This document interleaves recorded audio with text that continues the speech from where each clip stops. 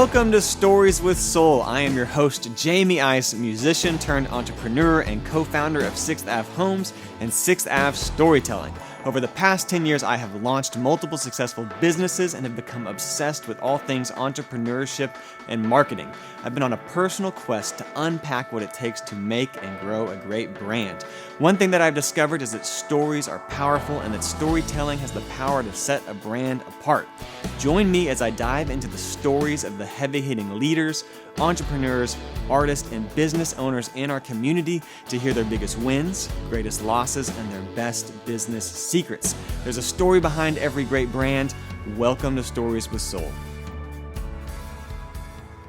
Stories with Soul is brought to you by my company, 6th Ave Storytelling. In 2020, we launched a marketing company on a mission to encourage entrepreneurship and make starting and growing a small business easier than ever before. Since then, we have helped hundreds of small businesses and entrepreneurs grow their brands by giving them the tools, resources, strategy, and support they need to craft and share their stories. If you are thinking about launching and growing your own brand, schedule a meetup with me today. I would love to talk to you. Head over to 6thAveStorytelling.com and let me show you how the storytelling approach can transform your marketing strategy. Howdy guys, welcome to Stories with Soul. I am your host, Jamey Ice, and I'm also the guest today. Woo!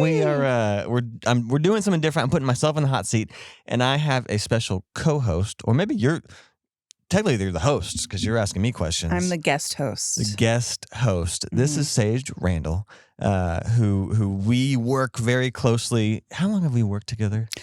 Like a year and a half. I think coming up on about 2 years. Okay, it feels a lot longer. It does. It's been a journey. It's been a journey. So, anyways, Sage is my COO at 6th Avenue Storytelling. She is the yin to my yang. Mm-hmm. She essentially wrangles everything at 6th Avenue. She has made us a better company, made me a better leader. And so I wanted to just flip the script and try something different. Normally we dive into stories of leaders, but I wanted to just, I know I'm asking questions, but I thought it'd be fun. I'm here to ask you questions. Yeah, I thought it'd be fun to just go in some of the things that we've learned about over the years. So Sage is gonna be asking a lot of questions. I'm gonna be in the hot seat. We're gonna dialogue some. So it's just different. We're trying it out. If this is good and people like it, we might do more. So I don't want to spend too much time on my story. Normally this is a podcast about stories, but because my assumption is most of y'all know me if you listen. If you don't, I'm going to give you the 5-minute version. So quick Jamey Ice highlights. If you're new here, I born and raised in Fort Worth. I've lived in a 3-mile radius my entire life. I freaking love Fort Worth. But I started playing music. I was terrible at sports, so my parents bought me and my brother a guitar. Started playing music in like middle school. And my brother and I played Sweet Home Alabama in the McLean Middle School talent show. Which was Was fun. that like the first song you learned on a guitar? Sweet Home Alabama? think the first song I learned on the guitar was Louie Louie. Oh, that's good. Louie. How do you say that? Louie. Louie. Yeah. Oh yeah. Yeah, that was the first song. Anyways, played music. Started a band called Green River Ordinance. Played in middle school, high school. We signed a record deal with Capitol Records. Dropped out of TCU. I went to TCU, which was down the street from the high school. Toured the country for years and years. Then started a restaurant. We opened Brood on Magnolia Avenue in 2011. My wife launched a nonprofit called The Net in 2012. And then started flipping houses with Jimmy, who's my other co-founder, who you also work with. I do, yes. Started flipping houses, which turned into a real estate company. And we started 6th Avenue Homes, which we help buy and sell and remodel real estate. We did a ton of remodeling in the South Side. And anyways, that company grew. Then we did some commercial development. We launched an event space called the 411. Grew that. And then have just launched 6th Avenue Storytelling, which is our marketing company, in 2020. During COVID. We can maybe go into the story of that a little more at some point. I think, yeah. Because that's your world. Because it's also like so many small businesses started during COVID because there were furloughs and layoffs. It's like that is a world so many small businesses live in. People were like, I'm gonna do my own thing now. Like overcoming that. Yeah, absolutely. So did that. Started a title company in 2021. Launched some luxury Airbnbs in 2022. Launched this podcast in 2021. So I've just done a lot of things, worn a lot of different hats. Love entrepreneurship and small businesses. And so, so backstory. If you didn't know who I am, now you have a little idea. Jamey Ice, in a nutshell. In a nutshell. In a nutshell. Oh, so my first question for you. Okay.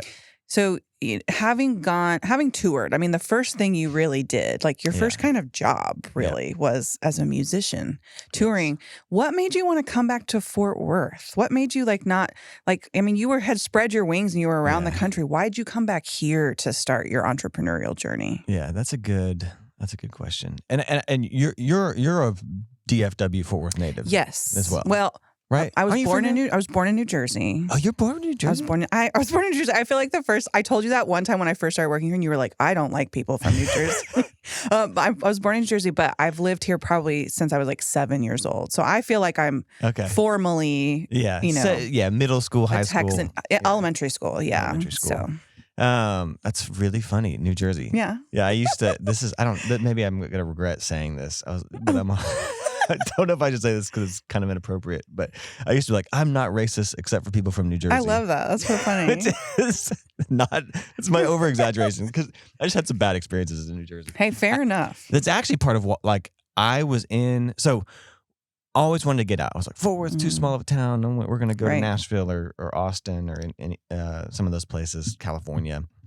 But I remember our first really big tour. We toured around the state and in the South, but our first big tour, we went all the way to Maine.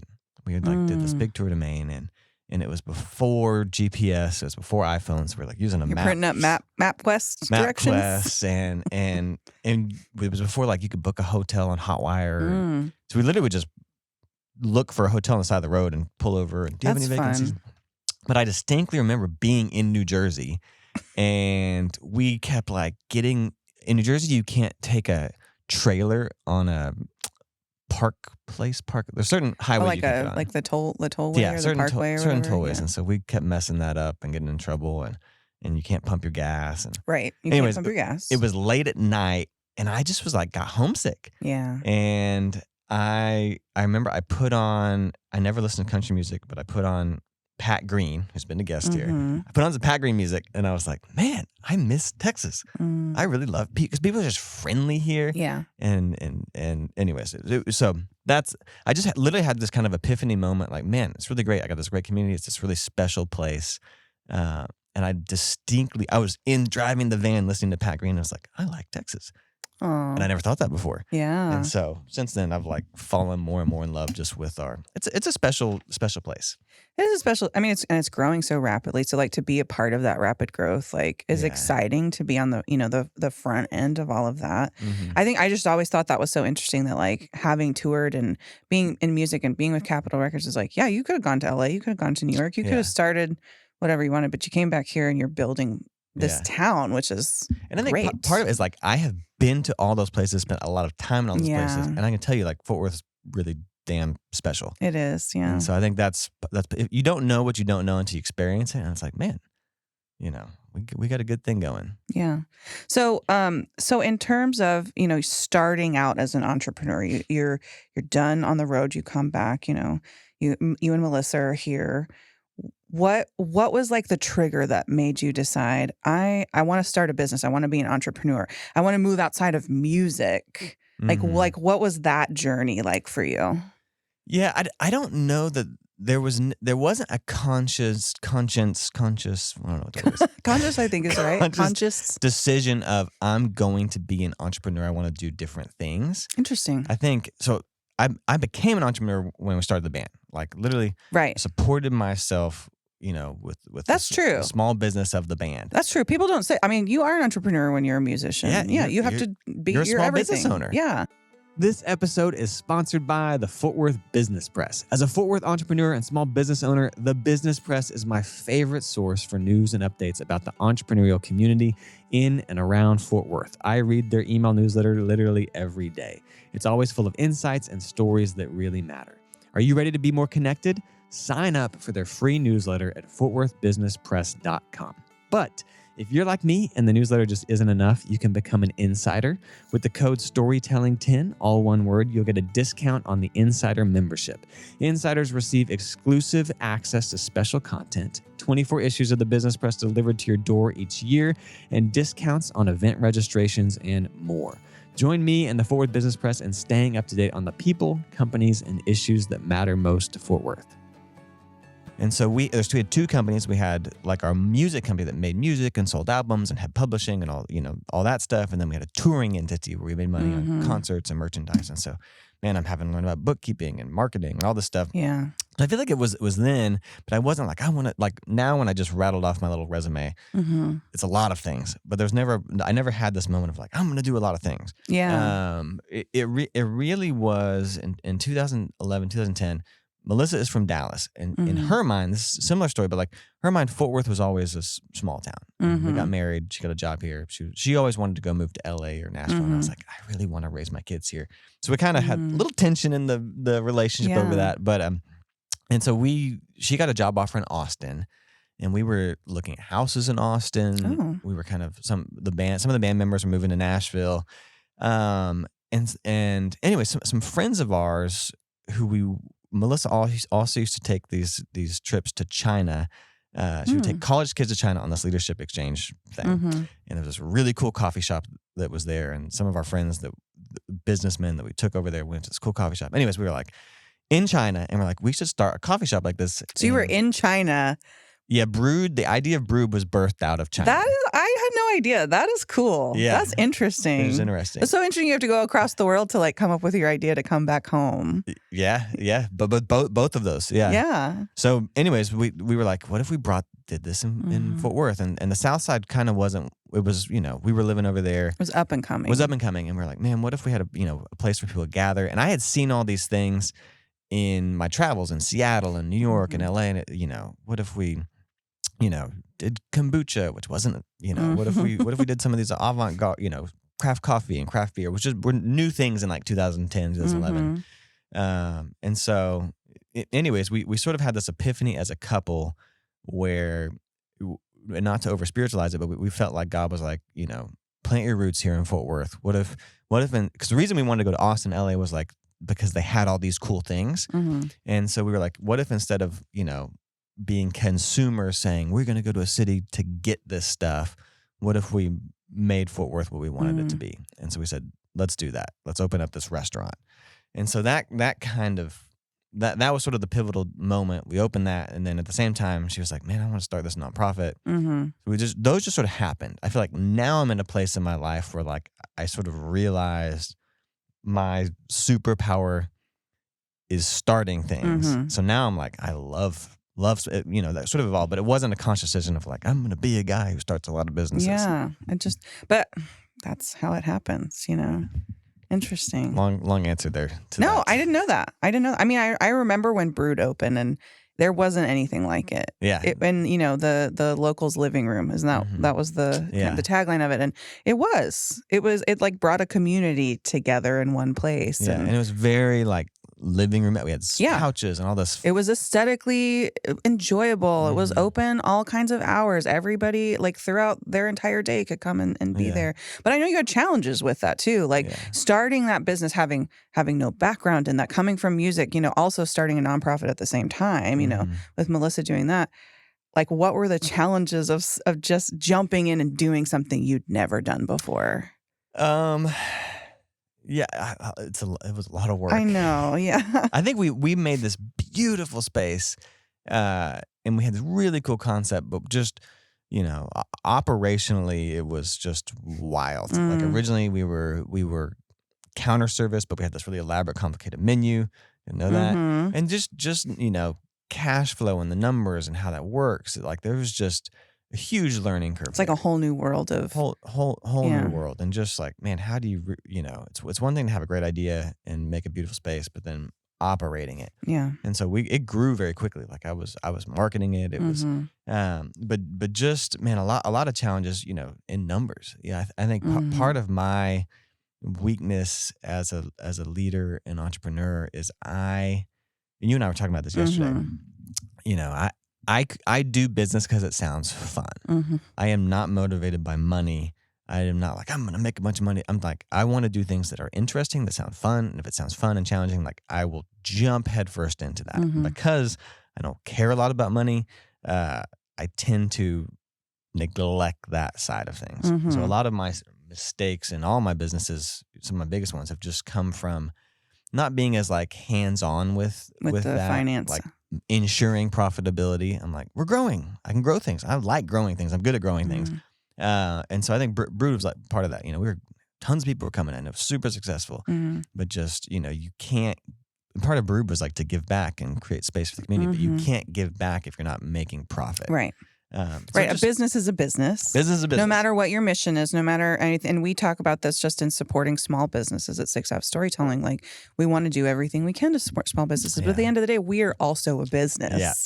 And we have to take care of our business. Yeah. And I would give away our services for free. I know you would. And I'm not going to let you do that. So, I'm trying to find ways you can do that. Yeah, but and part of your job as a COO, as an operator, is to ensure profitability. Right. And so, man, you and I have butt heads a lot because I'm like, I know they can only afford this. Let's do it for this. And you're like, no, Jamie, we will lose money if we do that. We will pay them to do work for them if we do that price. And so I think that's why you need different, different brains. But I have had to learn kind of the hard way to be way more hands-on with the numbers and to build models that ensure profitability and not ignore those models. So I think, that those are some of the challenges, but just operating that. I think Brood is now I'm no longer part of it. I sold out of that in 2019. But it's doing really, really well. Like they're crushing it now. It's done well.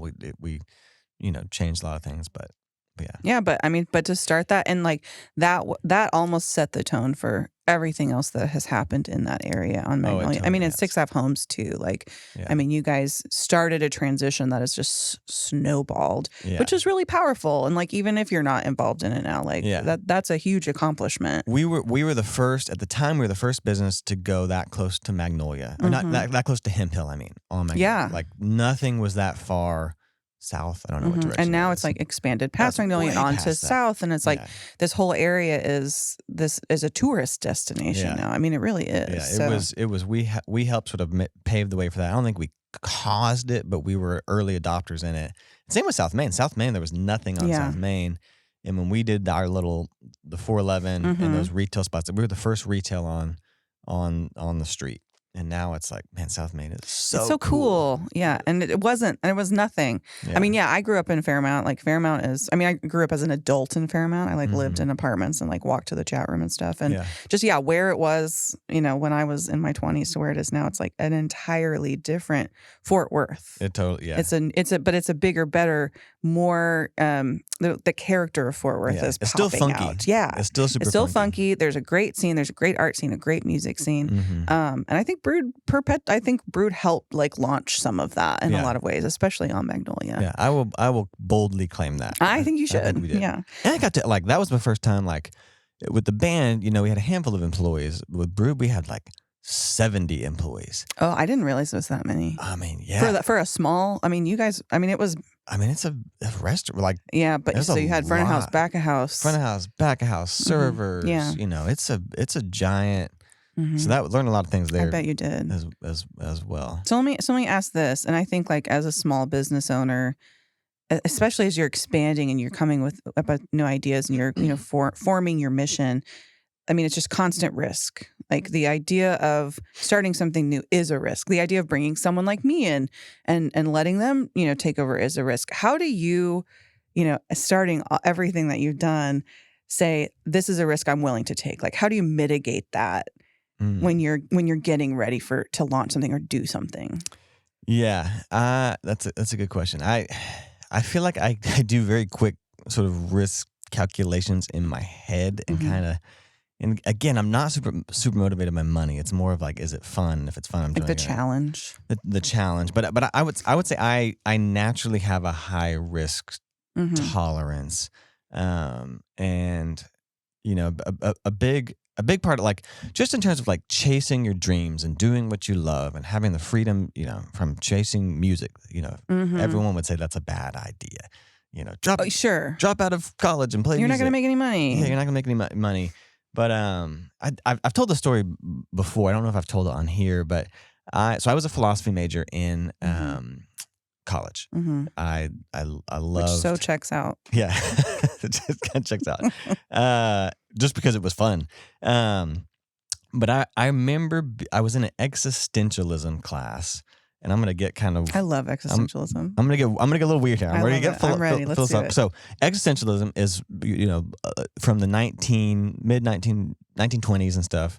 The fundamental idea of it is existence precedes essence. You exist, Mhm. you're born. There's no real meaning. Life is kind of, Mhm. and so because there's no real meaning, you get to create your own meaning. Mhm. So you exist, and then there's essence. So then you create essence. Versus like traditional philosophy is like you're born with a purpose and all these. Mhm. Anyways, so existential was kind of this new thing on the scene 100 years Mhm. ago. But I read this book by, I think it was Albert Camus, The Myth Mhm. of Sisyphus. Anyways, the whole idea is like life is meaningless, and so there's freedom because of that. And I was like, man, that sounds kind of depressing. And so and for me, like my faith and my like theology has always Mhm. been a big part of what I do. And part of that is I believe there's a God who loves me, and no matter what I do, he's still gonna love me. And I'm like, I can't earn salvation. I can't earn these Mhm. things. Like my future is secure regardless of what I do. I can't mess it up. So anyways, I remember being in this existentialism class, and having this dialogue with Dr. Hester, who still lives in Fairmount, this philosophy professor I love, love, love. Um, anyways, I was like, this idea of if there's no meaning in life, but that's freedom, that sounds really depressing. I was like, wouldn't there way more freedom like if you had a lotto ticket in your pocket Mhm. and you knew it was $1 billion winning lotto ticket, and no matter what if you had that in your pocket, you would kind of live life however you want it because you're like, I can't mess it up. The Mhm. end is good. And so that's, from a theological, philosophical perspective, I'm like, God loves me. I know where my end is. Mhm. I can take risk and chase my dreams without this fear of failure. Yeah. And so I don't know. That's a weird answer, but I feel like that has played a role. I'm like, why not pursue music? What have I got to lose? Yeah. Can't lose anything. Why not? Let's open a restaurant. Why not? What's the worst can happen? I can lose my money, but Right, but you'll figure it out. Yeah. I figured it out. So Yeah. I think I have become more risk averse as I've gotten Mhm. older because I've burned my hand a lot on touching the stove. Yeah. And I have kids now, but at the time I'm like, man, I can't really mess up because if God is for me, even if I lose my money, if the business fails, it's like Mhm. I know what the end is. I got a lotto ticket in my pocket. Is the analogy I like to say and use. Yeah, that's interesting that you're talking about. I am very much an existentialist, and I Okay. very much have the belief of nothing matters, so it's fine. Yeah. But Yeah. but it's like brought me so much peace in my life because Mhm. it's like, yeah, like to what you're saying. There's a great wide open. Why not? Yeah. Like why not? There's a great wide open. Yeah. You don't have. What's cool about it is you don't have this conformity of you have to do Right. a certain thing. And a lot of people have, and so much that like both of it is you have a fear, Mhm. and fear keeps you from doing things you love, from taking risks. And when But you don't let fear hold you back. I try Or not do you to. have fear? Yeah, we all have I mean, I fears. just feel like you're very fearless in your at least your entrepreneurial endeavors, you know. Entrepreneurial. And I think part because of money. Like if I lost all of my money, Mhm. I think I would be totally fine. Yeah, And that's a very privileged thing to say. it is, but Um, it also is a peaceful thing to Yeah. say. but it would be like losing my family, like that is different. Mhm. I have fears, but I try not to have a lot of fears. And maybe there's something wrong with my brain. No, I think that's a good. I think that's a good way to live. Yeah. I think people are so held back by fears, like what Yeah. you're saying. And do what you love. Like you're someone who Mhm. has done what you love. Mhm. And life is you get one shot at life. It's Right. way too short. Right? Why not? Just Why not? do it. Yeah. Just try. Just try. what's the worst? You end up right back where you were if it doesn't work out. So here we are. We're already talking about existentialism. I love it. This got real deep real fast. And God and fear. This is good. Well, let me ask this too.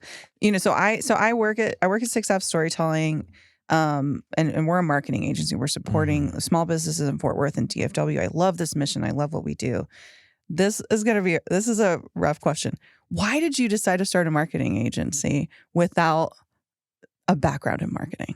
Like what? And again, you one of the great things about you is you're not afraid of risk. You'll jump in and you'll do it. And obviously you had background in marketing, Brood. You had marketed the band. Like, it's not like you didn't have experience, but you didn't go to school for it. No. You hadn't worked in an agency. So coming in and saying, I'm going to start a marketing agency. I'm going to solve problems for small business owners. What sparked you to do that? Yeah, that's a good question.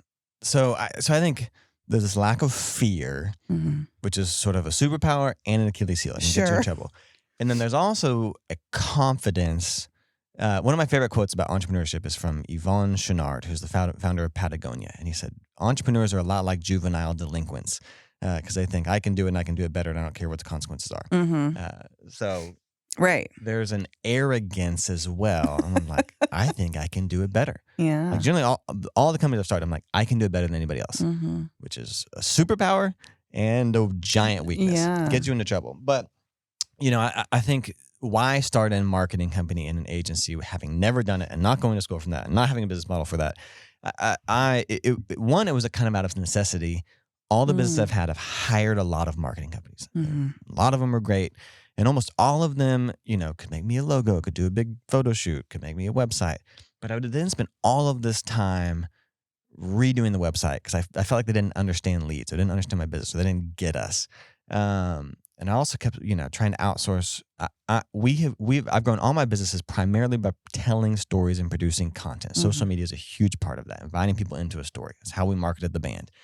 And every time I tried to outsource it, say, hey, can you take over my social media? It was just terrible. I always felt like a guy in the office with no connection to who we were and what we were doing. And I think I'm also a big believer like pretty graphics don't sell things, words sell things. And so these marketing companies were so caught up with logos and which are great. Logos, branding, super and really important in telling the story. They're not.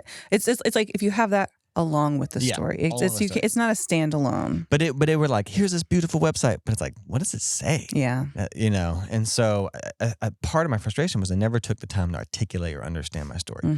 So we kept joking, hiring marketing companies, firing marketing companies, hiring marketing companies, firing marketing companies. They also kept just saying like, here's the one thing you need. You need SEO or you need digital ads or and I'm like, you need a lot of things. So anyways, kept hiring and firing. And I was like, man, we should just start our own. And I was always the marketer in the band. I was the marketer in the restaurant. I helped Melissa market the net. I was the marketer in the real estate company. I'm way more of a marketer than I am a real estate guy. Yeah. Or even a musician. There's 100 way better guitar players than me. So anyways, there was an arrogance of we should start our own. We could do this. And at the time I was doing a lot of consulting for a family office that owns lots of downtown. It gives away who it is, but I was doing a bunch of consulting for them and on some cool real estate projects and they approached me and said, hey, would you want to take over our marketing? And I was like, yes. Now's the chance. Why not? So I said, why not? Yeah. Literally left a meeting and said, yes, I can do that. And then got hired to take over all their marketing for a bunch of organizations, downtown. Hired a team. And it was a blast. And they had the most visitors they had downtown in like 9 years. The restaurants we were doing, the revenue was up 20%. So it's like, what we were doing works. So anyways, when COVID hit, we're like, small businesses and entrepreneurs need what we're doing now more than ever. Let's start this thing. So 6th Avenue Story. So we were doing it for about a little less than a year before that, kind of for this family office and for my businesses. And then when COVID hit, we launched 6th Avenue Storytelling. So there's some arrogance there. I've had to learn a lot of things about an agency and systems, which is part of why we brought you in. You are a systems operator. Yes. And you had to come in. That is what I do. That's what you do. And we had no systems really. Well, no system. No, I think you'll have systems, but it's Yeah. like, but it's when, and this is a challenge of all small Yeah. business owners. You get to a point where you're like, okay, do we scale or do we stay comfortable? Yeah. And when you're ready to scale, you do have to expand your systems. You do have to, to think bigger, Mhm. and that's where you guys are at, which I've loved being a part of. I mean, Yeah. it's a dream. Yeah. So. And you came from an agency, true agency. Are you a small business owner or an entrepreneur? Do you do marketing for a small business? If so, I have something that I want to give you, and it's totally for free. We've put together a free resource at 6appstorytelling.com/download. And it's the secrets, it's the tips, it's the tricks, it's the tools of the trade. It's literally everything we do at 6app Storytelling to help small businesses grow. Go download it today at 6appstorytelling.com/download.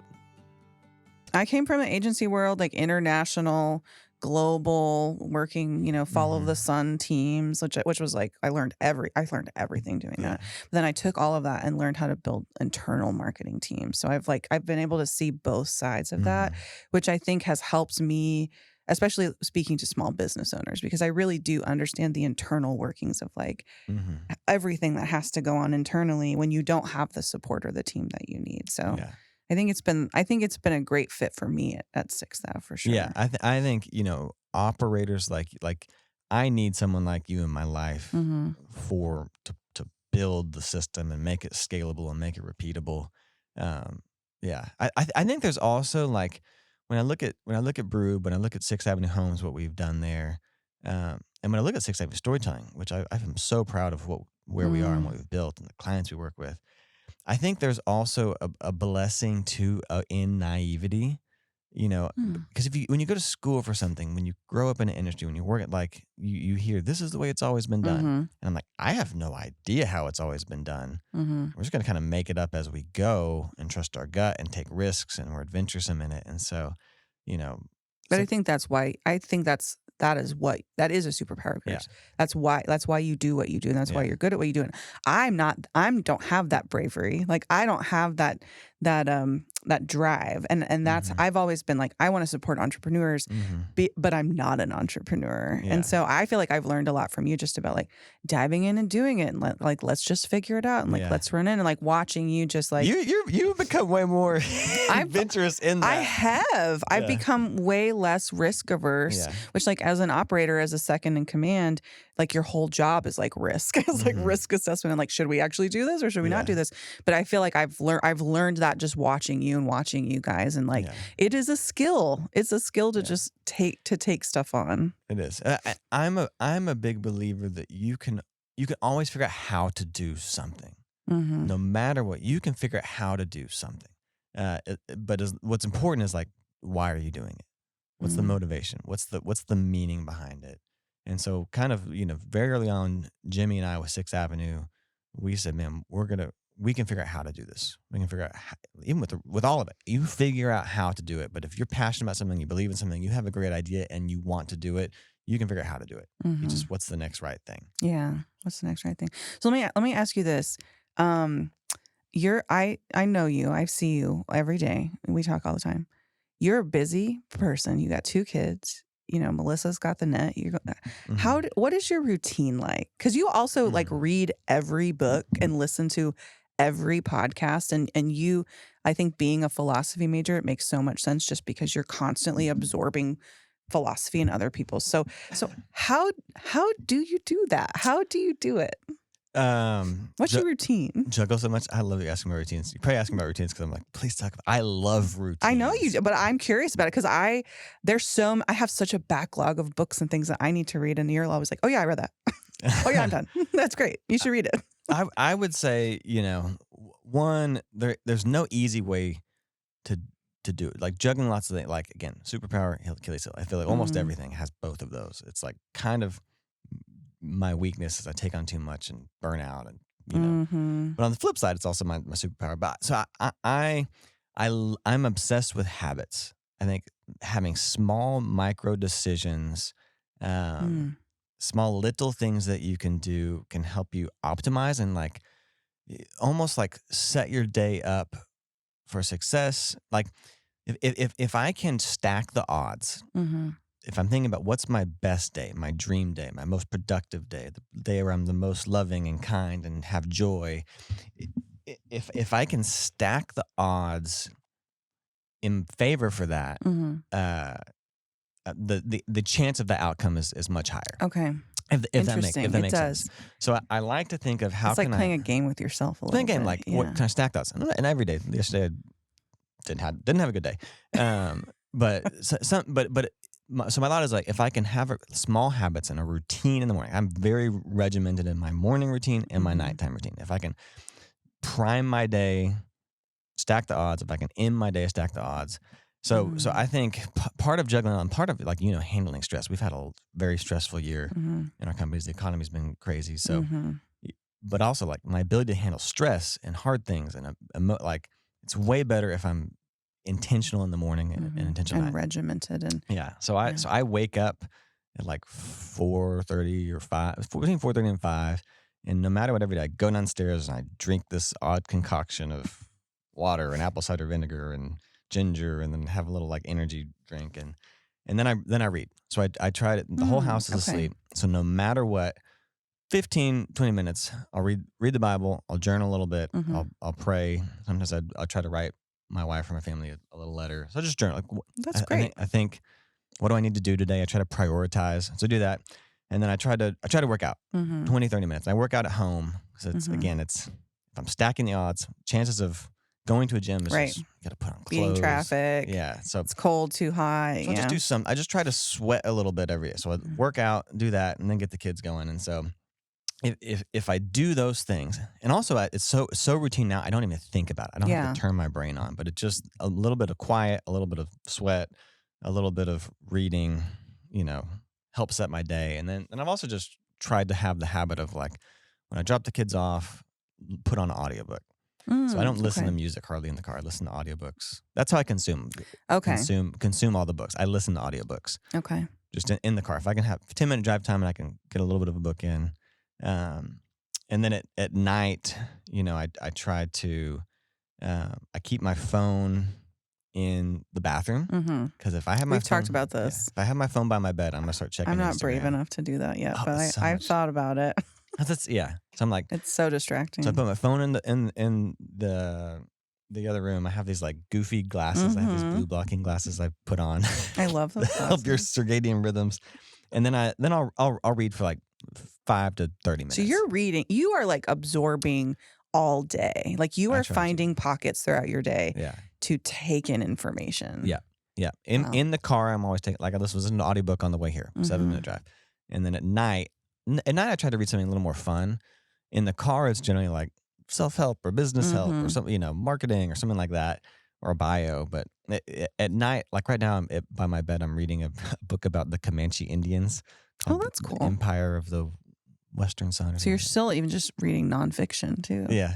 So anyways, that's my routine. So sentiment is like small habits can make a huge difference. And the point of the habits is also how to stack the odds in your favor of having a good day. Yeah. So if I don't do those things, I feel very off. It's very hard. It's much harder to deal with stress if I'm not doing my routines. How long do you feel like it took you to build? You're saying it's like it's habitual. You don't even think about it. How long did it take you to get to that point? COVID. Really was COVID? Yeah.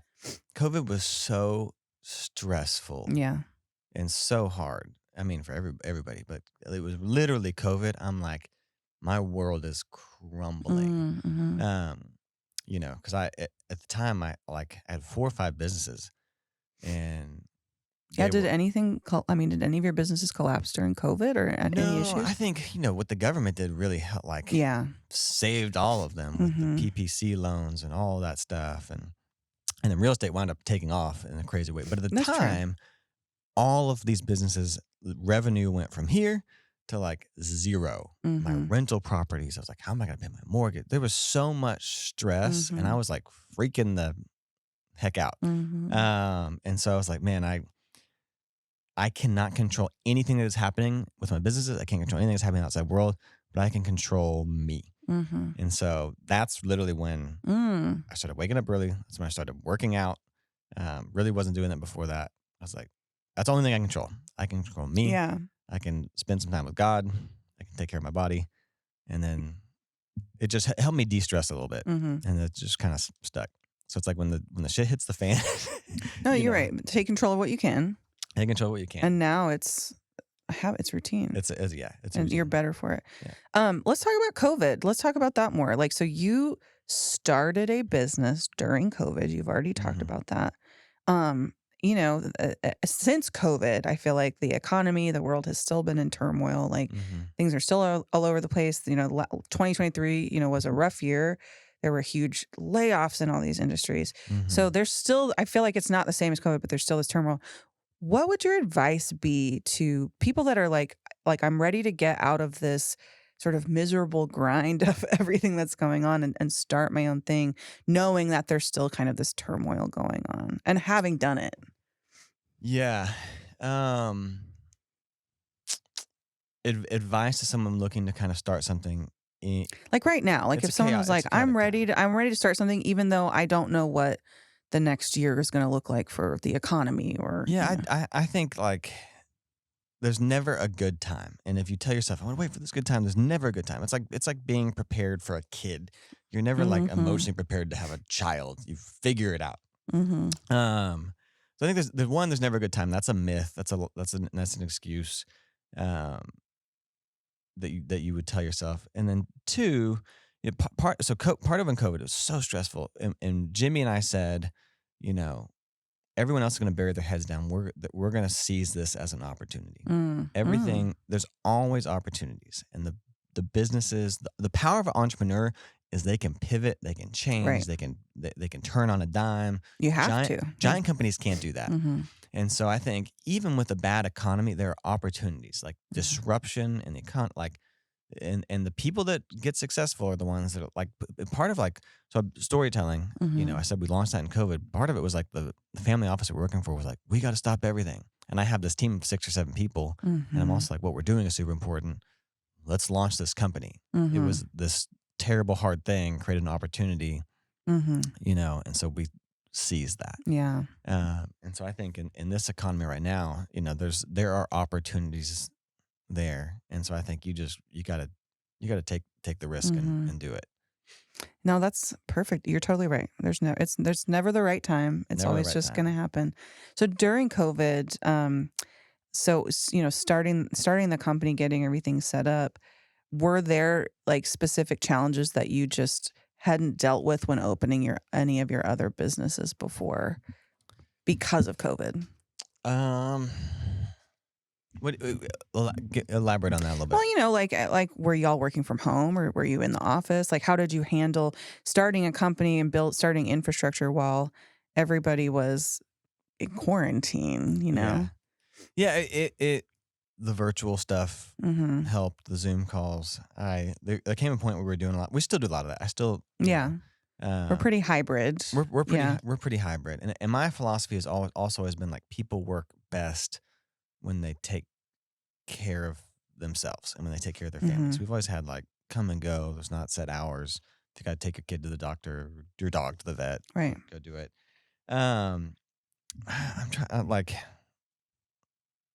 I don't know if there's any like specific. There weren't any like unique challenges. There were, it was all unique challenges. The thing I just realized was the businesses that know how to tell a story, the businesses that are telling a story, the businesses that have a following, are the ones that are going to survive. Same with this economy right now. The businesses that are telling a story and inviting people into it and have followers to communicate their message to are the ones that are going to survive this.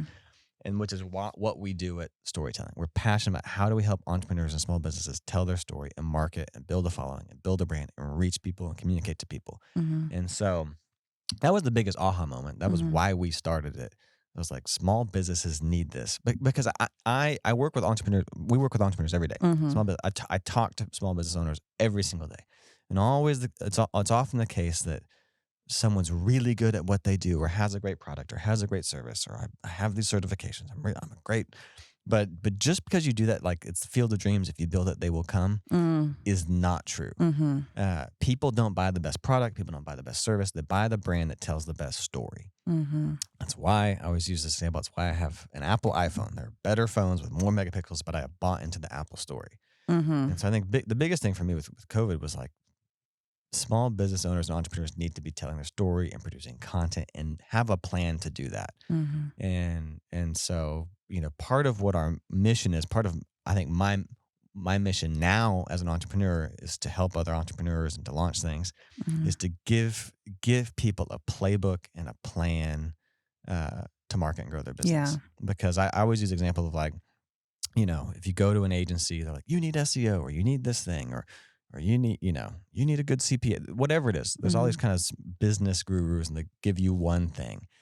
And I'm like, you don't need one tool. You need a full tool belt. You need a comprehensive plan. And so it's sort of been my life's mission the past 3 years to like, how do I create a foolproof plan that helps a small business grow? Kind of give them, because when you go to business school, they're not teaching you how to run a small business. Not teaching you how to they're teaching you like about finance and Wall Street and funds. And it's like it's big. It's a different world than like I have a restaurant or I have a record shop or I have an ice cream store or I'm a solo lawyer. I went to law school, but they don't teach you how to grow a business. To grow it. Yeah. So anyway, I think a lot of that was birthed out of COVID. Yeah. That really like solidified our mission. I also realized getting into the agency world, that most agencies and marketing companies want to work with giant companies. Right. They want to work with Coca-Cola and Costco, McDonald's. or Doritos and McDonald's. And I'm like, I do not want to do that. We are storytelling. We're passionate about small businesses and entrepreneurs. Yeah. And I think they're kind of a neglected group, because they have less money. Right. The ice cream shop has way less money than McDonald's. So anyways, that was long. No, it's good. So let's talk about that. So what we do at 6 Ave Storytelling is we build the whole strategy. We build an end-to-end strategy. We call it the storytelling pathway. Can you walk through from a very high level, what is the storytelling pathway? Yeah. So the storytelling pathway at its core is just a plan, a comprehensive plan to grow your business. These are all the things that I think an entrepreneur or small business owner needs. And so what I did was I looked at all the businesses I've started and been a part of and my friends. And I'm like, what are all the things that worked? What are the things that didn't work? And so in our plan, our playbook, and our checklist, there's essentially 4 phases. And the key to all of those is this idea of storytelling. Telling a compelling story, using story as this underarching narrative. So phase 1 is your foundation. And so I think every great brand has to have, we talked about it earlier, logos and brand identities and colors. I think you also need photography. Photography is a big part of that. In it, you need a photo identity. This is the look and feel of your photography. You can't just have random photo shoots that don't align. You can't just use stock footage. Random stock footage that doesn't work together. If I see a website with stock footage, I know instantly. It just feels inauthentic. So you have your branding, you have your logos, and I think the most important part of all those is language. And that to me, what was always neglected. I always hired agencies, and I hear from entrepreneurs like, I hired a marketing company and they didn't get me. The reason they didn't get you is they didn't know how to articulate your story. So part of what we do is we help, I always say, go from your lips to your fingertips. Get the story of the business down on paper. We create lots of language. And when we say storytelling is a very fluffy phrase. But there's 2 stories we tell. There's your story as the entrepreneur, as the business owner. Why do you do it? What's the heart behind it? What's the mission? How did you, as you've sat here and heard my story, you feel more connected to me. When you hear someone's story, you feel connected. Stories build trust. So that the bio, why do you do it? What's the heart behind it? What's your story? That's the first story. Second story is your customer story. And so that is almost more important. Your customer's ultimately interested in themselves. And so for 6 Ave Storytelling, we're a marketing company. No one wakes up and it's like, I really want a marketing company. What they want is to grow their business. What they want is to make more money. What they want is to make more leads. And so how do we tell that story? It's you-oriented language. 6th Avenue Homes. No one wakes up and is like, I want a real estate agent. What they want is a home. And so anyway, so we craft language around those 2 stories. So phase 1 is your foundation, branding, photography, language. Phase 2 is now taking your story, taking those things and putting it in tools. So we call them story tools. I like to think of them as your traps If someone comes Mhm. into my world, how do I trap That's such a funny way. It's like it's funnels. I think funnels. funnels? It's more Yeah. traditional, but I like traps. Yeah. I'm gonna start saying this is your Yeah. marketing trap. That's what, yeah, I say trap because I'm like, if someone comes to my website, I want to trap them and get them to do something. Yeah. And so that's your website. And I think most people's websites don't work. They don't trap people. Mhm. They don't funnel people. They don't make them money. So how do you use story to do that? I think it's your brochures. I think everything should be a brand deposit. When I send a proposal, most people, their proposal is like a Word document. Mine is like tells a story. Mhm. So it's getting all your tools in place, your lead generators, Mhm. in Your email place, sequences. your email sequences. So it's getting all the tools in place. We sort of have a checklist and a philosophy and framework for all those. Mhm. Third phase is the act of storytelling. So I got my foundation, I got my tools in place, my traps, so to speak. And now I'm going to take my story and share it over and over and over and over and over again. So we have, that includes social media, Mhm. that includes your email newsletters, that includes paid advertising, that includes thought leadership content. It's a volume game. Mhm. It includes PR, it includes SEO. Mhm. So it's the act of story. You can't. It's not one and done. This big campaign. It's ongoing. It's ongoing. That's phase 3, and then phase 4 is what do you do with your existing customers, which Mhm. most people don't think about.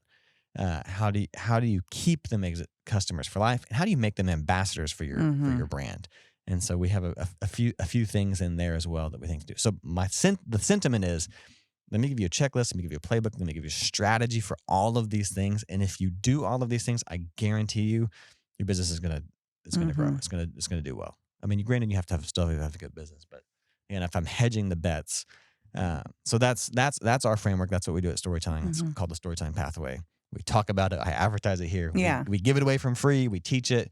And so we teach it, we coach on it, we do it for people, we consult We want it for to be people. accessible. Yeah, we want it to be accessible. Yeah, like I mean, and anyone can do it, and I think we're still trying to find ways to make it even more accessible and continue to push it because it is really powerful to have it all laid out. Yeah. To really understand end to end. This is what now looks like. This is what. Yeah. And I did not have that. Yeah. I did not, we really created it because I'm like, man, I wish I had some of this stuff. Yeah. I'm kind of just shooting in the dark and guessing, which I think a lot of business owners do. Yeah. So I know that content, the bespoke photography, like you talking about that, that's a big piece of what we do.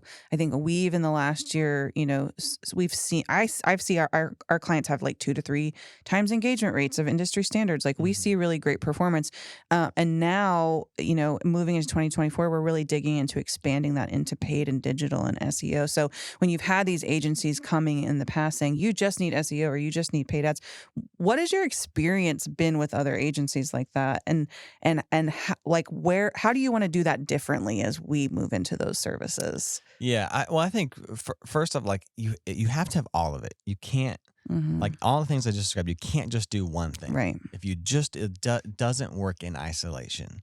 And so I think it starts with story, and then you got to reach more people. And so, the times I have in the past spent a lot of money on SEO or paid ads, I felt like I was just lighting money on fire. Partly because I don't think it was story driven. I think that was part of it, but I think there is an element of like to reach more people, you have to pay. You have to pay right. Pay to play. and so I think having strategy to do that, but when you do it in a story driven way, like if I start to tell you a story, yesterday I climbed a tree, and it's like, what?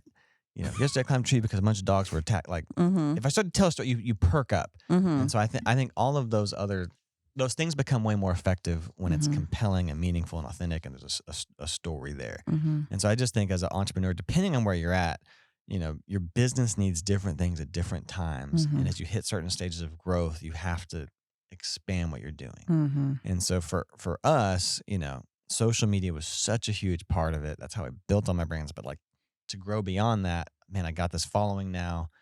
I need to, we're experimenting more internally just with our paid Google stuff and social ads and those things. So I think you got to constantly experiment. You got to do more things. You need, to use like a financial term, you have to diversify. You have to have, things that are a little less risky and things that are more risky and things so I don't know if that answers the question. I think that's good.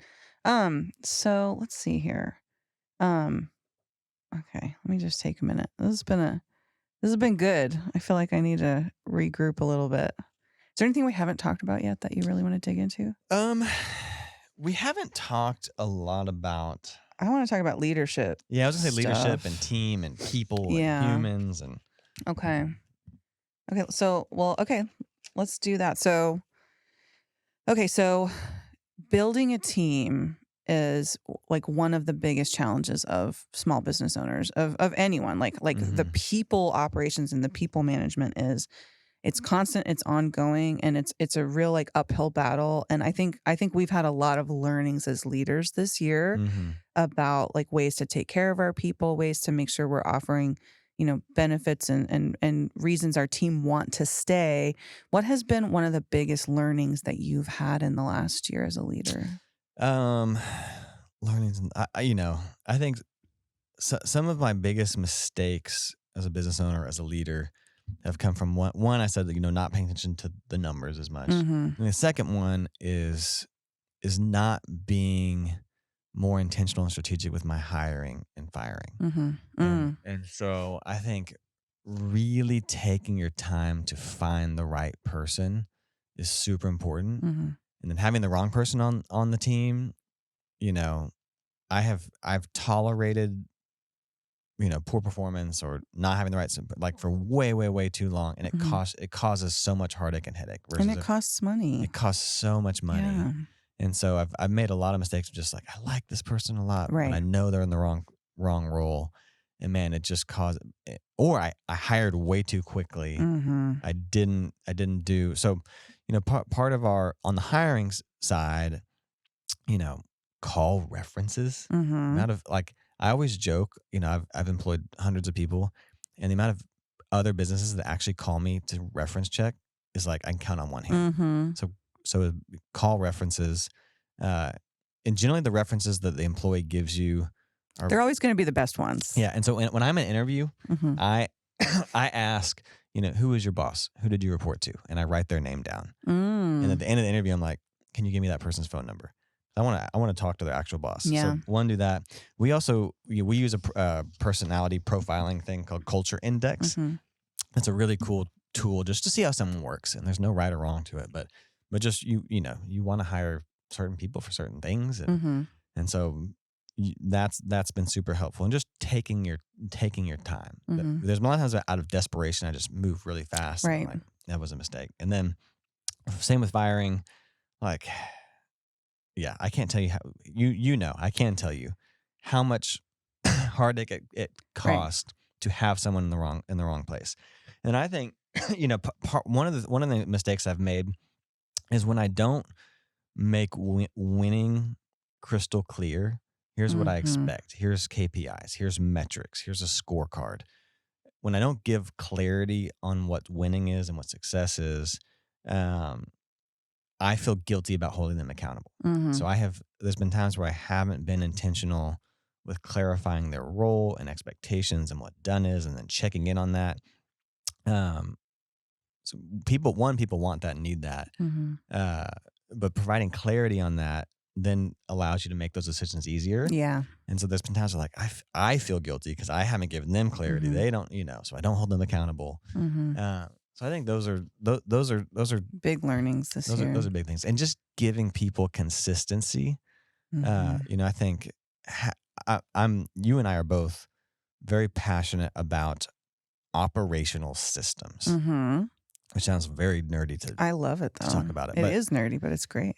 But in all, in our world, operational systems it's how you hire, it's your meeting structure, it's what do your meetings look like, how do you communicate with each other? How do you communicate? How do you hold someone accountable? And so we have a lot of things that we do that make a huge difference in employee satisfaction and employee like performance. So. Yeah, but it's still hard. I think like one of the biggest learnings I've had as a leader this year at 6th Ave is just like being a leader, being a small business owner, being in the seat where you're making the decisions. I think there's this misconception of when you get to the top, everything's a breeze, and it's like there's so much humanity. Like good leaders, I think are vulnerable and look at the human piece behind it. And when you're having to make some of these cutthroat decisions, and you're having to, look at the money and say like, well, this is a business at the end of the day, and these are the things we need to do. Yeah. Like reconciling that against your personal feelings it's never easy, but it's also like you have to do it as a small business owner. Yeah. And I think, one of the things we have had to do that I think you're probably referring to is we've had to do a few layoffs this year.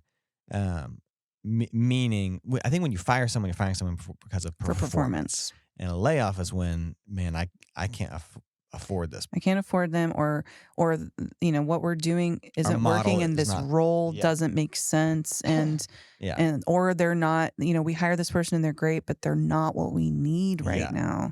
It's so hard. It's hard. Like when from a corporate setting, it's like it doesn't impact everyone as much when a layoff happens or a restructure change, because it's like, this small percentage. But when you're a team of like 10, 20 people and one layoff happens, it impacts everyone's. How do you lead a team through that kind of impact and change? Yeah, I think one, you have to do it way sooner. I think one of our mistakes is we waited way too long because we're like, I don't want, because we like these people. It's so hard. Yeah. I think you need to do it quicker because if the organization is not profitable, everyone's in jeopardy. So I think one, doing it quicker, and I think two, just being transparent. I think we have learned lessons in not funneling information down to the team. Here's the state of finances, here's the state of leads, here's the state of these things. And so I think be transparent, like be open and honest about what people make and where you're at. I think I think people can handle more than you think they can. Yeah. But I think just make those moves quicker, and then just you need to inspect what you expect. And I'm really guilty of saying, here's what I want you to do, swinging out and not paying attention. And then I'm doing my own thing in my own little world, and then I come back like 2 months later, I'm like, what is this? And I was like, I didn't inspect it. And so I think people want to do the right thing, but you're not serving yourself, you're not serving the business, you're not serving them when you're not checking and inspecting it, holding them accountable, and in the weeds there. Yeah. I don't know if you have any other insights in that. No, I think you're right. I think like the transparency, and I think vulnerability in leadership is extremely important. Again, just because, and I tell this to our team all the time, like we're not curing cancer. Yeah. We are not rocket scientists. We're creating social media posts. And while this is important for these businesses, at the end of the day, the human side of you is more important. Your family is more important. So I think just like owning the human side from a leadership perspective, while it makes it hard when you have to go through those challenges of hiring and firing and all of that, like that's what everybody needs. We just need to be treated with respect and like human people. And it's really challenging. Yeah. But firing is the worst. It's the worst. It's never great. It never gets easier. Yeah. It's never like, I've done it a lot. I've done it a lot over the years. And I still have to take like days sometimes afterwards. Yeah. Because it just sucks so much. It totally sucks. Yeah. And just taking the time to train. I feel like sometimes we haven't trained. Well, and when you're a small business, you have to move so fast. Yeah. So yes, like building up your onboarding and training processes is so important. Let me ask this, in relation to leadership and hiring. I totally lost my train of thought. Hold on, I was going to ask you something good. Leadership style, team dynamics. What was I going to say? Okay. So, as a small business owner, when you get to a point where you're ready to scale, you bring in someone like me. You bring in a second in command, or you bring in someone where you're like, I am going to let go of the reins a little bit. This is my vision. This is what I want. I'm going to let you take that on. Like that is really hard. That's a really hard thing to do. Like giving your buy-in to other people on the team who maybe have skills or experience that you don't have. You need to bring them in because you need to grow and scale. But it's hard to say, I can let go, and I'm going to let go, and I'm going to let you do the thing. Like how do you handle that?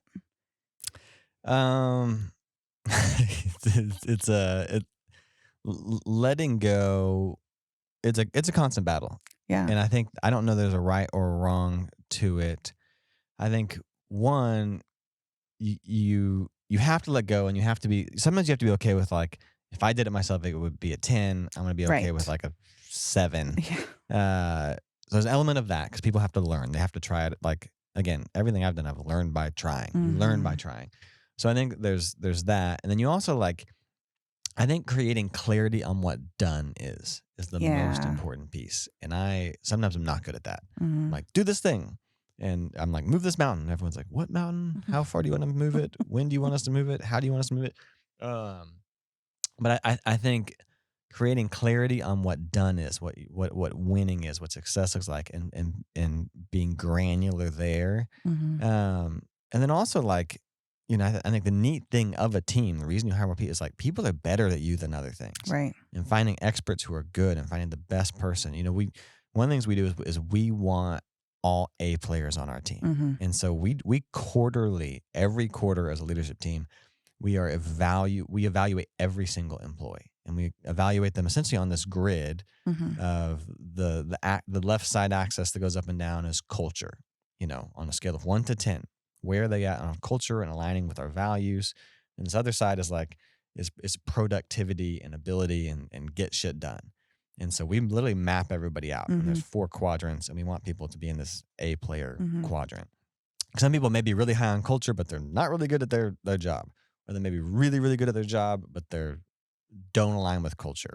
And so we want people who are aligned with culture. And so I think, one, evaluating people on that and then making decisions on that.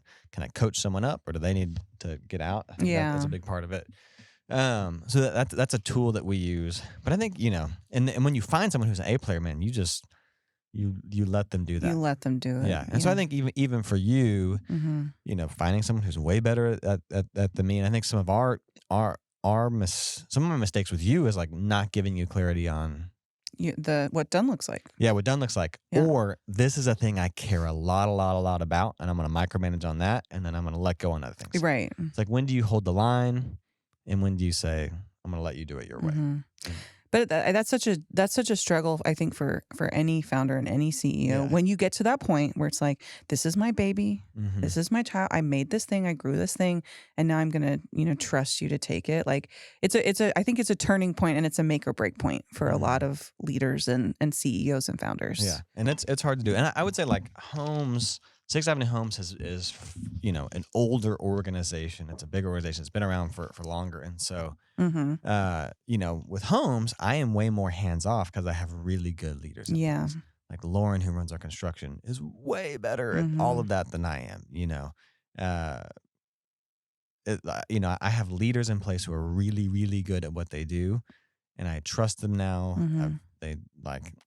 It's allowed me to be way more hands off, Right. and that's freeing when that happens. And with storytelling, we have some really great leaders in place, but But we're still building them. We're still building and coaching those leaders, and we're also still, I think we're in such an early stage of the company still that we're still kind of finding our footing on some of the products and some of the things. We're still, like, working with clients and learning new things about the way we want to be doing business, and we're just in that early phase still. Yeah. When it comes to company culture and building company culture, what is your philosophy on that? Culture is a big deal, and culture is also very nebulous. What the heck does that mean? I feel like it's hard to explain what culture is, actually. It is. Culture is a set of behaviors or things that people do, or a way of thinking. So when I think of culture, I think there's 2 parts to it. I think the first is maybe the more fluffy, warm side of it, which is, what do we think? What are the things that we value? Core values. And so for me, how do I create? And then the other part of culture, I think, is what you tolerate. Culture is what you tolerate too. So on the fluffy side, I mentioned earlier, Jamey and I were very, very intentional from day one of, why do we do what we do? We figure out how to do what we do. And so because I had made mistakes with partnerships in the past where we did not align on values. We didn't take the time to articulate them. We didn't take the time to extract them. We didn't take the time to make sure, do we both agree this is how you do business? And so I made mistakes there. Sixth Avenue Homes and Sixth Avenue Storytelling, I did not. I feel like I did that really well. And so I think it's the leader's job, it's the visionary's job, it's the founder's job to say, what do we do? This is what we do. At Sixth Avenue Storytelling, what we do, our core purpose is we help entrepreneurs grow by telling them their story and giving them tools. At Sixth Avenue Homes, we help people buy, sell, remodel. And so that's what we do. Then that's your core purpose. Then you have your mission, which is why do we do what we do? What's the heart behind it? And then we have a vision, which is where are we going? Here's where we're going in 10 years. Here's what success is. For both of those companies, we were crystal clear on that. And we read those, we say those over and over again. And then we have our core values. And so we have a lot of core values. So yeah. So I think I see core values more as behaviors. And so most people have like 3 or 4 or 5, and it's like integrity and honesty. We have like 17. Yeah. And they are, we're fans of feedback. Mistakes are opportunities to learn. Another core value is we believe, faith and family are precious gifts to be savored. We always create margin for both. Another core value is we reject the status quo and encourage innovation. These are just behaviors that we want to cultivate. Encourage. Yeah. We believe in radical candor. We believe in being clear as kind. We want to communicate in a way that shows that we care about someone, but we also are not afraid to confront them. So we as a company have 17 of those, which is a lot. So I have just to repeat, core purpose. I have our mission. I have our vision, and I have these list of behaviors that are very intentional that have evolved. I just added one. Oh, you did? Oh yeah, I haven't told you that. What? The Homes leadership team knows. What did you add? It's about communication. Okay. I can't wait. I can read it I want to know what it is. Hold on, where is it? It's so good, but I can't remember it. Apparently, it's so good I can't remember it. Shoot, that's the wrong. Oh, here it is. Oh, okay. The new core value I just added is a lack of communication is a lack of performance. And it's basically the sentiment that people. Oh, we were talking about this, I think. Yes. Yeah, it's sentiment that people will be like, I did my job, but it's like, but you didn't communicate. Did you tell us? Did you tell us? What are the results? Did you tell the client? So, how's the client feel? Yeah. So all it being said, I like that a lot. So we have a lot of them, and we have. I think mission and values and vision are like a leaky tire. It leaks, and so you have to pump it up that tire constantly. So every single meeting we have as both companies, we start out, if it's a formal meeting, we start out talking about one core value. We talk about that core value at the start of every single meeting. And then quarterly, when we have our quarterly meetings, we talk about our vision and our mission. So we're literally talking about those things to an annoying degree over and over and over and over and over again because it's a leaky tire. So I think that's how you shape culture from that side. And then I think the second part is just you are what you tolerate. And so we have built what's called a scorecard. So it's everybody in their role has metrics, has a number, have things they need to do, and then measuring those and holding them accountable to them. And so sometimes we're good at that, sometimes we're bad at that. That's, but I think those two things are what define and create. At least that's how we do culture. And then there's things like how do you, I want other parts of, part of our core values, again, faith and family are important. We have unlimited PTO. We have unlimited time off. We don't have set working hours. We do 12 weeks paid maternity leave. Yeah, we do 12. So those things shape culture, but they come from our values. And so I think I want to create a culture that values people, but also holds them accountable. That's tricky. It's tricky. I think it's a constant challenge because also it's like all of these core values, we have so many, but they're all little philosophies. Yeah. And so, yes, when we're bringing them to a meeting, it's like we're setting the tone philosophically for these meetings, which is so great. But philosophy begets debate. Yeah. And so it's been an interesting journey for me, having a core value of we're a team of problem solvers, we're a team of leaders, and having, some of our younger team members who are maybe this is their first job are coming in saying, I can solve this problem my way is the right way, even though maybe we have more experience than they are. It's been interesting to kind of traverse that with everybody. Yeah, but it's created some really beautiful conversations and beautiful moments, I think, as a company too. Yeah, and that's one of our core values is we're a team of problem solvers, never bring a problem without a solution. Is one of them. And fans of feedback. Like we value feedback, and especially like for like Gen Z. They think feedback is mean. Yeah. And so we have to really teach, feedback is not mean. Feedback helps us. Feedback is essential. It is. I want notes. I was doing a quarterly culture review yesterday with someone on the team, and I was like, you did really well. I don't have a lot of like, improve areas of improvement for you right now. And I was like, I'm sorry about that, because I always want to know. I want the notes. I want the feedback, because how can you do better? How can you scale without it? Yeah. Yeah. So, let me ask you a question about you. Okay. If you were not doing marketing, if you were not doing 6F storytelling, if you were not doing 6F homes, would you go back to music, or what else would you be doing if you weren't doing this? I wouldn't go back to music, although I Really? am. You are back to music, Green River Ordinance. I am a little bit, yeah. With Green, we took a break in 2017. We started having kids 2016, I guess, and we said we're not going to tour anymore. And so we stopped touring. We haven't made new music since 2015, and we didn't play a public show for like 4 years. We played a reunion concert in 2021. A few, they were fun. And then Josh, our singer, is a songwriter in Nashville, and he's crushed it. He wrote the country music, hit the CMAs last year, Country Music Association Awards. He wrote the Song of the Year. He won that. Oh, right. He was nominated for a Grammy. He's had #1 hits. So anyways, he's taken off and done his thing. But Green River Ordinance is making an album. So I was just in Nashville a few weeks ago, made our first album. We're recording it. I'm managing us. I'm booking it. I'm doing the promoting. I'm putting it all together. So we are doing that, but it's more so out of joy, out of fun. It's not like we're going to, take this back and we'll probably do like a couple shows in Fort Worth and a couple shows in Nashville. But so it wouldn't be music. I feel like I've done that. It's that thing. I took it as far as I could take it.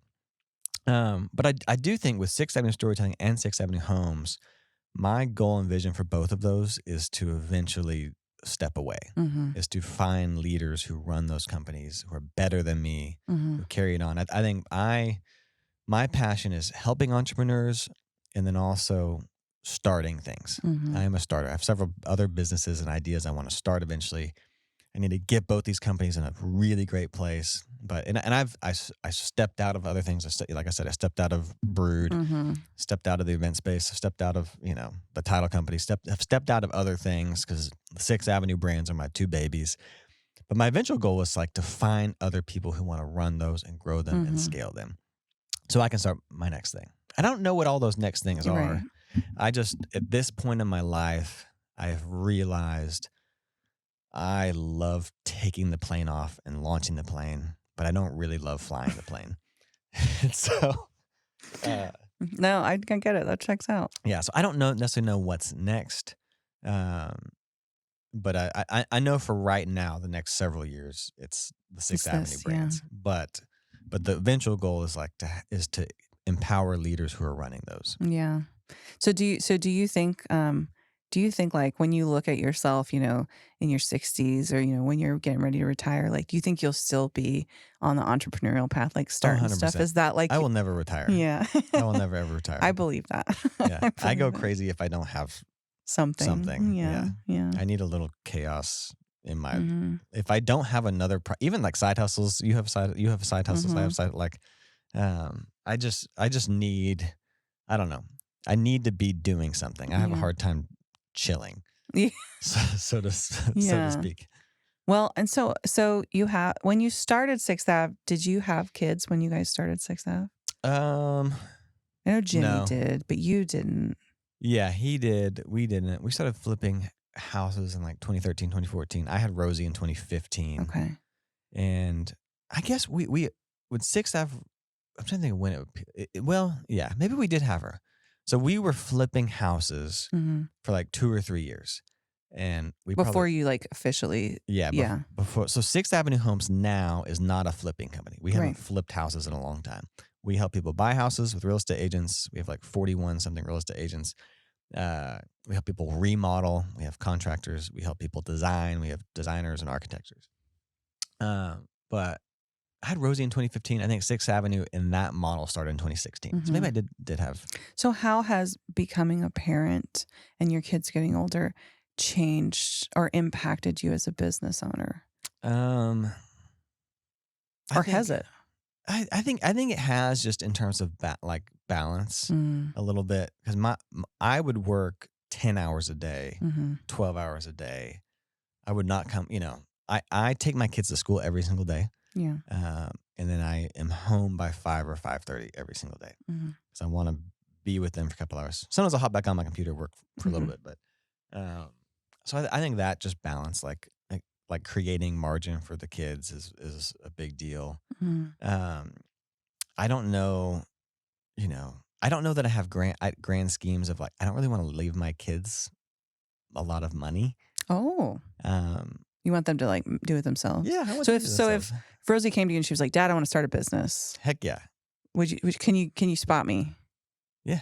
You would. I would loan her something. I don't, some people have visions of like, I want to make all this money and set my kids Mhm. up and give them trust funds. I'm like, I want to spend it all.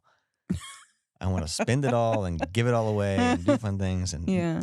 set my kids up to where they can do and chase their Do it dreams. themselves. If they Yeah. wanted to come do the family business, I think it'd be cool, but I don't Yeah. want to like give them. No, I a love. I bunch of think that's money. great. Because I think the greatest thing that ever happened to me was when my parents, they supported me with the band. They're like, we let you do it. They bought me my first guitar. They co-signed on the note to get our van. But Oh, then, that's sweet. but then they cut me off. They cut me and my Oh. brother off. When we dropped out of college, they were like, you are done. You're on your own. And so I Mhm. was so poor. We were so poor. But it was like that was the greatest gift. Mhm. They were like, we love you. We support you. We're here for you. We're going to buy tickets to your show. We're going to be a cheerleader, but you're on your own. Mhm. And so I don't know. I don't know if that answers the Yeah. question. I just feel like, I feel like, throughout your career, once kids kind of come into the picture, it changes so much. It changes time. It changes your work life balance, Time. but it also just changes the way that you lead other people. I think, Mhm. and I think your empathy changes. Yeah, 100%. Like, and again, I think it's why some of those hard decisions as leaders become even harder because you know that it's like They have it's a family behind this. Yeah. There's people behind this. Yeah. So. Yeah. And we're a young organization of young people. And Mhm. just, this year and last year, how many people have we have go on maternity leave and have? Oh man. So we had 3 people at the same time go on maternity leave this summer. We have another one going on maternity leave in the spring. And then on the home side, we also have someone on maternity leave currently Yeah. right now. So it's been 5. And we've like had 4. we've Yeah. had few others last year. Oh yeah, I In forgot about addition that. to that. Yeah. But that's been a new thing. That's a Mhm. challenge for us as a company. Like when you're a small business and maternity leave, like that work doesn't go away. Mhm. So Yeah. I think figuring out too, like how do you as an organization, love and support your moms? Because we have a Mhm. lot of women, and so Mhm. how do we support them to so they can be moms, Mhm. but also still do the job? And so I think that's one of the things we're passionate about and Mhm. figuring it And out. it's a challenge. It's a So challenge. like this year going through all those maternity leaves, that was a huge learning we had Yeah. this year. It was like, okay, so 2 at the exact same time. 2 at the exact same time, you're losing, and 2 leaders, 2 Yeah. people that were on our leadership team at the exact same time. How do you either bring the team up to help or do you sort of bring in temporary support? And I think Yeah. we've had to experiment a lot with that this year. We've learned a lot. And I'm hoping that, that's going to help us shape that better in the future. But Mhm. that's been a learning that I've never had to deal with before is like that much maternity leave. Yeah. So, hey, also you have a hair thing happening right here. Do it the other way. A wild hair. There you go. Yeah. I got the hair. The hair is big. It has a mind of its own. Okay, let's see here.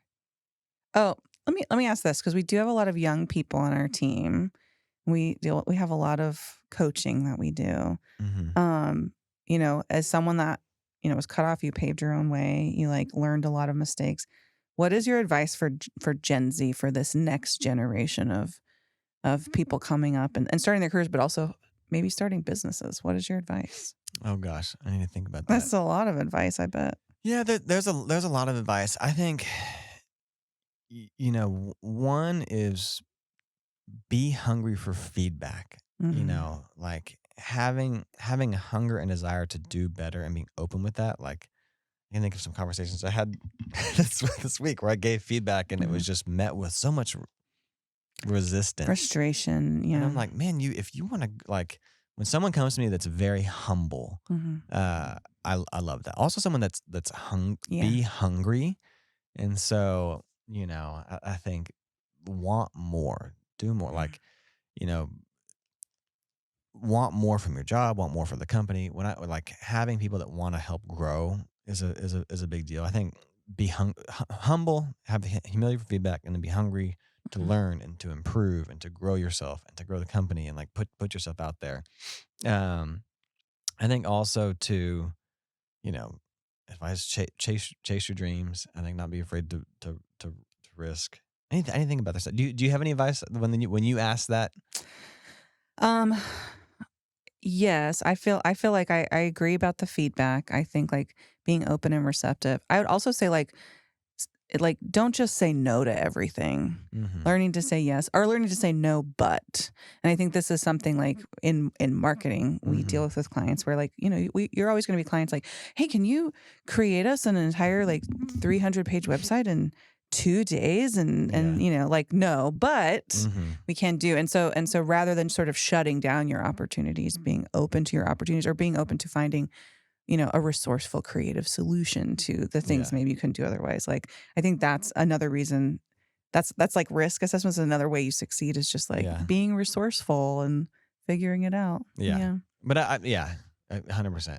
I think just wanting more. Like Mhm.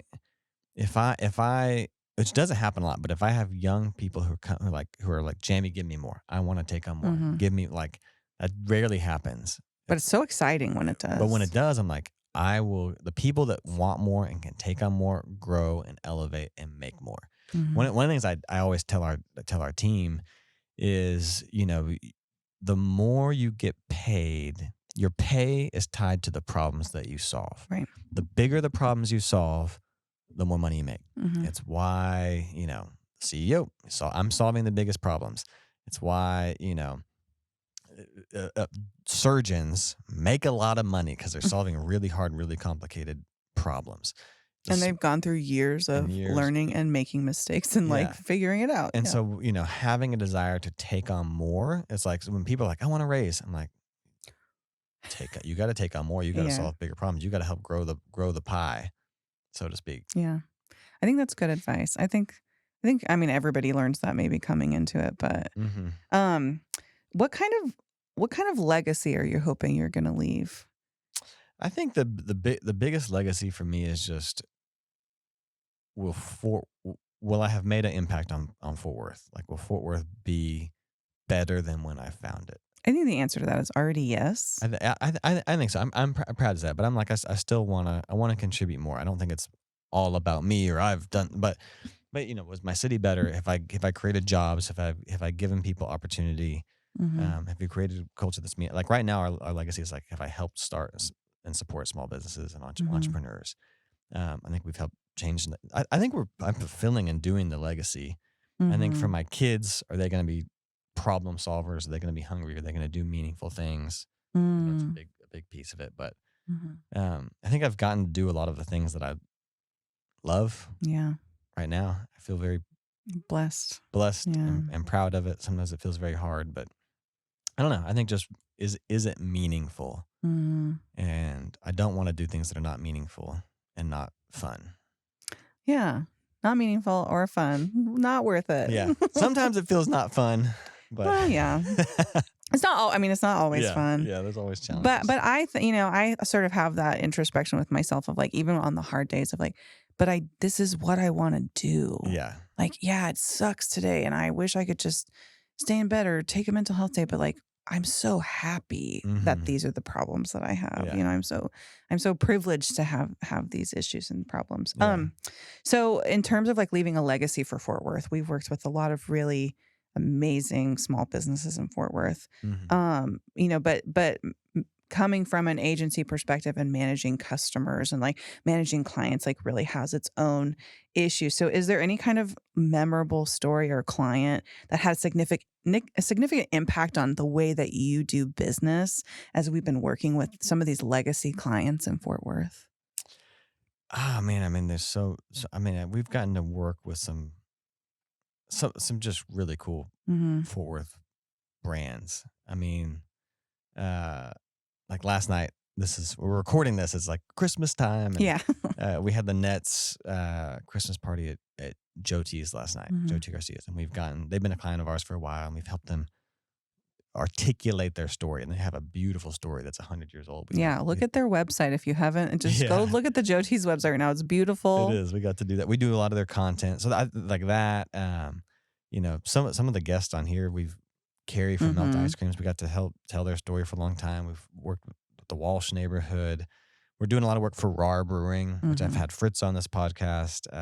It's a Fort Worth institution. Like lots of institutions we've worked with. Yeah, the local businesses are what make a city special. We have and we've helped launch brands. We have some new clients who are launching sort of this consulting company, everything as a service, and they were in the office last week, and we were about to make their branding, and we got to tell their story, and they were like, we had a stone company, a granite company that makes countertops. They were in last week, Integrity Stone, and they were crying. Like they were literally crying as we were reading their story and showing them the photos and showing them the marketing plan. It's like every small business has a family, has a story, has people. We got to. I saw a friend last night. Caney Hanger Law Firm. It's the oldest law firm in Fort Worth. And I got to do a ton of work on their story and great content for them. And I was talking to my friend Karen who works there, and so there's so many of those sort of Fort Worth stories. The public market is being redeveloped right now on Henderson, right down the street from where we were recording here. We got to do the branding and the story and the marketing for there, and that it's a building I've always been obsessed with. So I mean, there's so many. We're working with a jewelry designer, Patsy Wesson Jewelry, who's a custom jewelry designer, and brand. It's so every business we work with has a face and has a story and makes our city what it is. But how have those clients impacted you? I mean, you've worked with amazing entrepreneurs locally. Has there been any advice or any client that you've worked with that you learned so much from? Oh, I learned from all of them. Well, yes, fair enough. I learned, yeah. I don't know that I have like a specific story other than just like I think the biggest thing it's more motivation than anything else is when you get in proximity to someone and you hear their story, you root for them, you want to win for them. And so I think when it gets really hard, running a business is hard. When it gets hard, when it gets overwhelming, when you got to do hard things, knowing the stories and knowing the people and knowing who they are is the motivation. So part of why I did this podcast is I want to hear their advice. So I feel like I'm getting that all the time, but I think the biggest thing is every business, every brand has a story, and that's like what keeps us going. So to flip the script a little bit. So that's why we do this podcast. When you hear someone's story, it's incredible. So every time we sit down with an entrepreneur, I'm like, at the end of that conversation, I'm like, I want to root for them. I want to buy from them. I want to, I want them to win. Yeah. So, them winning is us winning. Yeah. Every time. Them winning is us winning. So anyways, I think that might be a good spot to wrap up. All right. I feel like that was, I don't know if you have any final thoughts or final. What deep questions? What other deep questions can I ask? Well, yeah. How do you feel about death? We haven't. I'm just kidding. Let's not talk about that. No, that's another podcast for it. We can talk about. No, I'm just kidding. Death on the next one. Yeah. But anyways, I hope this has been fun. Yeah. I mean, I work with you every day, but it's been so nice to sit and talk with you about this and dig in. Thanks for asking me questions. So, and I would say if this was interesting to you, maybe we can do it again. If you have other questions, I need to put you in the hot seat. Oh, that'd be fun. More. I'd be down for that. More next time. I have a lot of opinions about operational systems. Yes. If you want to learn more about operational systems, follow Sage. Yeah. Find Sage. Find her on LinkedIn. Find me on LinkedIn, Sage Randall. Yeah. She is the queen of that. And you do a lot. You do a ton of consulting for women. I do, yeah. So I'm incredibly passionate. That's one of the reasons I have loved working at 6th Ave is because we are majority women on this team, and the fact that you guys, that coming in, I was like, oh man, there is a 12-week paid maternity leave. Well, that's an amazing benefit for a small business to have. So yeah, I support. I am a co-founder of Hire Women Week, which is an annual event where we just push to get as many women hired into tech and leadership roles as possible. It's coming up January 22nd through the 26th. Let me plug that. I have to air this before that. I know. I know. I actually didn't realize what the schedule was when I was like, can I promote that? And so I do that. I also do consulting for Ladybird Talent, which is all about, getting women hired into startup Series A's. You get more funding in some of those tech companies when you have diverse teams and you tell a better story. Mm-hmm. When, like we have a client at Ladybird who is developing like a back-end dentist office software using AI. And he was like, we have to have a female product developer because the dentist industry, it's like 90% women. So like bringing diversity into your teams tells a more robust story when you're building a product. And so I'm incredibly passionate about that. And 6 Ave has been such a huge champion for me in that too. Yeah. And I think just, you probably work a 40 to 60 hour work week with 6 Ave. But then you have these other side hustles. Sometimes sounds trite. They're like big things that you're working on. I think of them more like fractional leadership, fractional consulting. Things. Yeah. But I think part of our culture is like we want to empower you to also chase the things that you love. And I think you have other things that you do that you're great at, that you're passionate about, that you're building, and we get to support that as well. Is a win for us. I feel very thankful for that and blessed, and thankful to have allies, such great male allies at 6 Ave. I love it. Well, Sage, thanks for doing this, guys. Thanks for doing this too, Jamey. Thanks for listening. If you want us to do more of these, let us know. Maybe we'll do some more, or maybe fun. Get back to the original programming. I liked it. Bring a guest. So, all right, that's it. Thanks, guys.